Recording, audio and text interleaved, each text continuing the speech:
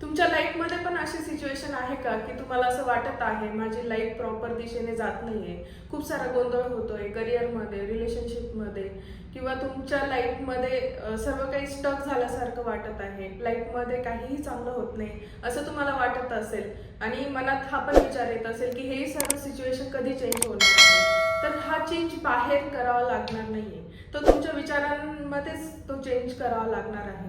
कसं होतं की आपल्या विचारांचा एक पॅटर्न ठरलेला असतो. लहानपणापासून आपल्या घरातून किंवा तुम्ही तुमच्या मित्रमैत्रिणींपासून एक विचारांची देवाणघेवाण होत असते आणि त्यानुसारच आपला जो ब्रेनचा पॅटर्न आहे किंवा तुमच्या विचारांचा पॅटर्न आहे तो फ्लो होत असतो. त्यालाच आपण दुसऱ्या भाषेत म्हणू शकतो तुमचा स्वभाव. तुमचा स्वभाव तसाच बांधला जातो आणि ह्या विचारांच्या पॅटर्ननुसारच आपण पुढची लाईफ जी आहे ती फ्लो करत असतो आणि त्यानुसारच आपण निर्णय घेत असतो.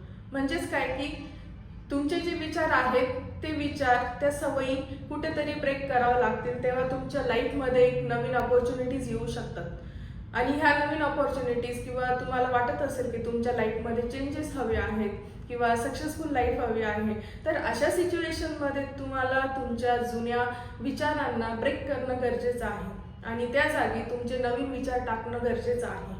फॉर एक्झाम्पल, एखाद्या व्यक्तीला प्रमोशन हवं आहे किंवा जॉबची एक चांगली ऑपॉर्च्युनिटी हवी आहे, तर अशा केसमध्ये काय त्या व्यक्तीला त्याच्या स्किलवर काम करावं लागणार आहे, त्याच्यामध्ये स्वतःमध्ये डेव्हलपमेंट करावं लागणार आहे, तेव्हा जाऊन तो त्या प्रमोशन घेऊ शकतो किंवा त्या पद्धतीचे जॉब तो अचीव करू शकतो. म्हणजेच काय की तुम्हाला तुमच्या विचारांना ॲनालिसिस करायचं आहे, काय बरोबर आणि काय रॉंग.